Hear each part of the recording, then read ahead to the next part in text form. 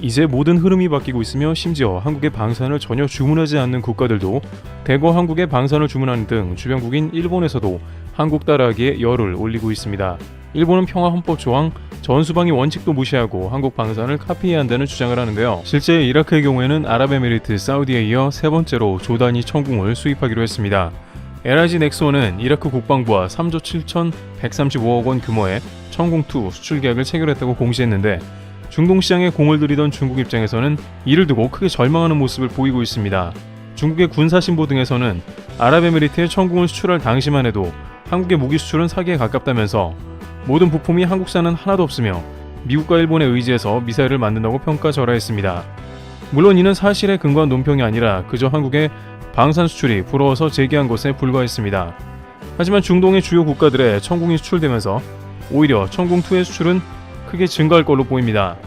군사계에서는 이라크에서 이렇게 한국에 대형 발주를 한 것은 상상하지 못했다고 전하면서도 지금은 이라크뿐만 아니라 훨씬 예상하지도 못한 국가들이 한국 방산을 사들이고 있다고 전합니다. 한국조차 예상하지 못한 이러한 국가들을 다시 모아보기 형식으로 살펴보겠습니다. 첫 번째, 동남아의 상상 초월한 움직임. 바로 파키스탄과 베트남 등 한국과의 방산 조합이 어색한 국가들도 거론되는 것입니다.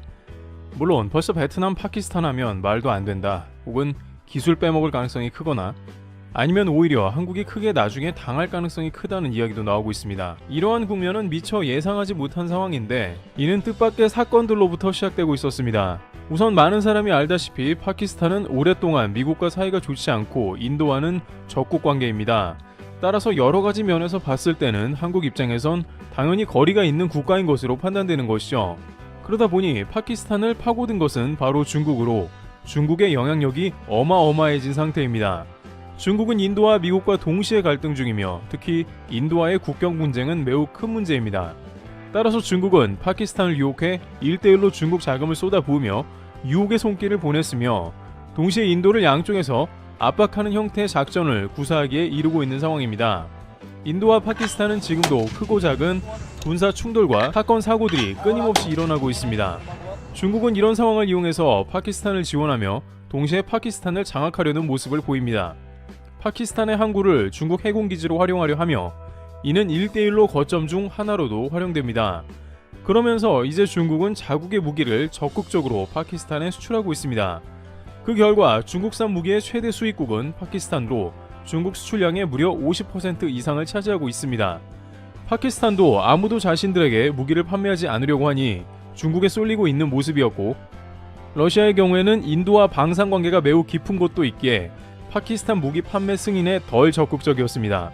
하지만 결정적으로 파키스탄이 중국에서 가장 많은 무기를 수입하는 이유는 다른 데 있는데, 중국 자본으로 장악된 파키스탄은 정치적으로도 중국과 밀접해 이미 중국과 관계가 깊어졌기 때문이죠.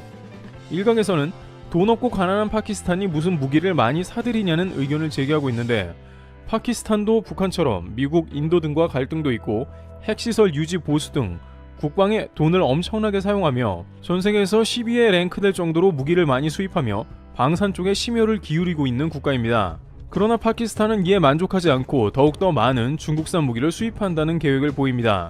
스톡홀름 국제평화연구소에 따르면 파키스탄은 2028년 내로 공군 전력으로 중국산 전투기 50대를 비롯해 해군에서는 호위함 4척, 잠수함 8척을 구입 완료할 계획을 보이면서 더욱 국방 예산을 늘리고 있습니다. 2021년 1인당 GDP가 1,500달러 수준인 가난한 국가지만 북한처럼 국방비는 엄청나게 집행 중입니다. 그러나 최근 파키스탄은 중국산 군수 물품 등에서 매우 큰 하자가 있다는 것을 발견하게 됩니다. 그것도 한두 분야가 아니라 육해공 다양한 분야에서 동시다발로 불량과 하자 등이 발견되는 상황인데요. 파키스탄 현지 매체 등에 따르면 중국제 무기가 대부분 구동불량 판정을 받은 상태라고 전해집니다. 전차, 탄약, 미사일 등 다분야의 육군 전술 무기들이 전혀 활용을 하지 못하는 수준이라고 전해졌고, 이는 지난 11월 파키스탄 전 육군 참모총장인 카마르 자베드 바즈와 총장이 직접 말했습니다. 그런데 여기서 한 가지 중요한 것은 이 바즈와 육군 참모총장은 미국과 관계 회복을 원합니다. 그는 퇴역 전에 미 로이드 오스틴 국방장관, 제이크 설리번 미 백악관 국가안보보좌관 등과 회동했으며, 그는 퇴역 전에도 미국과 매우 좋은 관계를 맺고 있는 파키스탄이 최고의 무기와 병력 훈련을 미국 측으로부터 제공받고 있고, 미국 및 서방 우호국들과 협력을 강화하고 있다고 강조했습니다.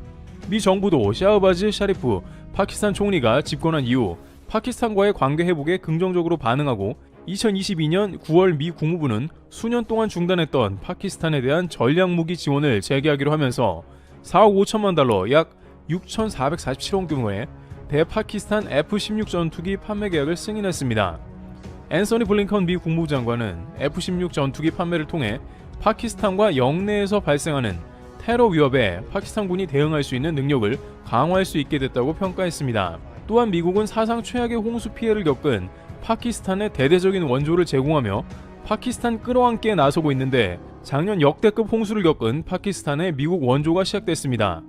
물론 바이든 대통령은 수차례 파키스탄 핵무기가 안전하지 않으며 위협이라고 부정적 발언을 했지만 이는 곧 미국 정부에서 해프닝으로 수습하면서 파키스탄과 좋은 관계를 맺으려는 모습입니다. 이 모든 것은 다름 아닌 중국 때문이기도 하고 파키스탄 내 반중 정서가 엄청난 것도 한몫했습니다. 파키스탄 국민들은 1대1로 사업으로 아무런 이득을 못 보고 중국인들만 들어와 일을 하는 모습을 보였으며 얼마나 반중 감정이 심했는지 작년 4월에는 중국 대사가 묵었던 호텔에 사건도 있었습니다. 일각에선 그럼 쿼드 멤버인 인도가 미국과 파키스탄 관계 회복을 싫어하지 않겠냐고 말하는데 인도야말로 오히려 쿼드 멤버이면서 러시아와 관계가 돈독해 미국과는 요원해진 상태가 되었습니다. 결국 파키스탄은 서방 쪽과 원만한 관계로 돌아서는 국면이 되었다고 판단됩니다. 그런 와중에 가장 파키스탄이 공들이고 있는 국방 장비들이 대부분 불량이라는 게 밝혀졌는데요. 특히 최근 파키스탄은 중국 장정공사 ALIT의 GH-4형 무인기를 구매하였습니다. 대당 400만 달러의 이 무인기는 중국판 글로벌 호크라고 불리우며 활약할 것으로도 예상했지만 이 장비의 핵심 장치인 UAV가 제대로 작동하지 않는다는 사실을 발견했습니다. UAV는 주로 적군의 무기를 위치를 파악하고 이들의 영상을 실시간으로 전송하는 데 사용되니 UAV가 없다는 것은 전술 정보를 얻는 데 있어서 매우 큰 걸림돌이 되는 것이죠. 여기에 동시에 탑재된 AR-2 공대지 미사일이 오류를 일으켜 발사조차 하지 못하게 되었습니다. 그러다 보니 파키스탄군은 무인기의 중요성이 매우 큰 상황에 분노를 금치 않을 수 없었고 결국 서방에 비슷한 성능을 제공한다는 오스트리아 UAV를 수입 추진하는 상황이 되었습니다. 또한 최근엔 중국의 JF-17 전투기 대다수가 기술적인 문제로 무용지물 상태로 전해졌습니다. 요격, 지상 공격, 폭탄 투하 등의 임무를 수행하기에 부적합한 불량 상태인데 중국의 지원도 시원찮습니다. 그런데 또 다른 동남아 국가인 미얀마의 경우엔 이 중국산 전투기를 대거 수입해 난리가 난 건데요. 현지 매체는 미얀마군은 기술적 전문성이 부족해 문제를 해결하지 못한다고 분석가 등을 인용해 보도했습니다. 물론 미얀마 군부는 잘 돼서 좋을 게 없지만 어찌되었든 파키스탄에 이어 제대로 당한 셈인 것입니다. JF-17은 중국과 파키스탄이 공동 개발한 전투기로 미얀마에도 공급되었으나 대부분이 미작동했고 파키스탄은 물론이고 미얀마까지 중국산 부품에 의문을 품는 상황이 나와 동남아에 번져간 것이죠. 미얀마 역시 없는 살림이지만 군부는 대당 330억 원에 총 16대를 구매해 5천억 원대 거래가 이루어졌으나 전문가들은 레이더 미사일에 문제가 있는 전투기는 결국 5천억짜리 고철을 구매했다는 평가를 합니다. 미얀마도 서방과 다양한 국가의 문제 때문에 중국에서만 전투기는 물론 함정, 잠수함 등 무기를 공급받아 오는 등 이처럼 동남아의 군수품 물자가 문제를 일으키며 이제 관심이 자연스럽게 K방산으로 오는 상황입니다. 앞서 미국도 파키스탄에 F-16 유지 업그레이드 패키지를 판매하는 등 분위기가 급변하고 있으며 이에 K방산 물품이 파키스탄에도 대거 공급될 가능성도 서서히 고개를 들고 있는 것이죠. 파키스탄의 카라치 코트라 무력관에 따르면 K방산 진출이 적극 검토된다고 거론했는데요. 파키스탄은 2023년에만 10조 원가량 국방 예산을 배정했고 매년 두 자릿수가 늘어나고 있습니다. 파키스탄은 각종 방산 엑스포를 개최하면서 서방 등 다양한 국가에 기회를 제공하고 있는 상황입니다. 이미 한국과는 지난 아이디어스 2006 방산 엑스포에 방위사업청에서 파키스탄과 군수협력을 체결했는데 지금까지 장악하던 중국의 기술력이 드러난 이상 이제 한국의 타이밍이 가까웠다는 의미입니다. 영국 이코노미스트지에 따르면 러시아가 전쟁으로 방산이 위축되어 한국이 동남아의 최대 수혜국으로 된다고 했고 여기에 중국까지 파키스탄을 속여 불량 방산을 제공해 차기 선택지가 대한민국이 될 수 있다는 의미입니다. 물론 인도와 적성국인 파키스탄에 이미 자주포 수출국인 K9을 공급하는 것은 겹치는 문제일 것입니다. 그러나 최근 전세계 방산 트렌드를 보자면 적성국이 제공한 무기가 서로 혼재하는 모습도 목격됩니다. 사우디는 F-35를 운영하면서도 지대공 방어 체계인 러시아의 S-400을 도입하고 있으며 인도 역시 미국과 러시아 무기 한국산 자주포를 동시에 믹스하여 사용하고 있는 모양새입니다. 다들 자국 이익을 추구하는 시대이기에 한국도 이러한 국면을 고려해 무기 판매고를 올릴 수 있습니다. 최근 베트남 역시 한국에 대해서 K9 자주포 구매를 고려하는 등 관심을 표하고 있었죠. 과거 미국과 베트남전을 벌였으며 한국도 베트남 현재 군부를 대항해 파병한 역사가 있었는데 그럼에도 불구하고 이제는 당장의 자국의 이익과 주변국들을 파악하여 대항하는 모습입니다. 그 가운데 베트남은 사회주의임에도 불구하고 중국과 다툼이 있기에 중국 무기는 꺼려합니다.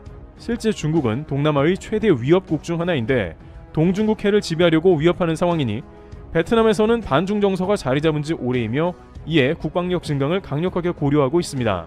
또한 베트남은 1970년대에 중국과 전쟁을 한 경험이 있어 안심할 수가 없습니다. 중국과 국경을 맞대고 있는 것은 엄청난 부담이며 그 사이 중국의 국방력은 크게 증대되었습니다. 그러다 보니 베트남 당국은 국경 인근의 K9과 같은 자주포 배치를 고려하게 된 것이죠. 따라서 최근 베트남 국방부에서 한화 등을 접촉해 K9 관련한 문의를 한 것은 당연한 맥락이기도 합니다. 이미 인도에서는 K9의 성능에 만족해 추가로 주문을 이어가고 있는 국면이기도 하며 중국 때문에 가장 비슷하게 머리가 아픈 필리핀은 FA-50, 초계함 등 한국 방산에 가장 적극적입니다. 그리고 베트남의 GDP를 견인하는 것은 한국의 삼성과 같은 기업이니 더욱 망설일 이유가 없습니다. 그러다 보니 일각에서는 인도와 같이 100문 이상의 K9을 서둘러 주문하여 조단위 계약도 관측하고 있으며 베트남이 작년에 두드러지게 러시아산 무기를 줄이고 있어 제2의 폴란드가 될 것으로도 기대합니다. 물론 일각에서는 1대1로 재정이 파탄난 파키스탄이 위험하다는 의견을 내지만 한국도 대규모 거래보다는 조심스럽게 세력을 확장한다는 의미를 두는 게 좋다는 것입니다. 물론 한국의 무기도 쌓아둔 것이 한계가 있기 때문에 무조건 남을 내어줄 수는 없는 상황입니다만은 이러한 것을 잘 활용해야 된다는 의견이 제기되고 있습니다.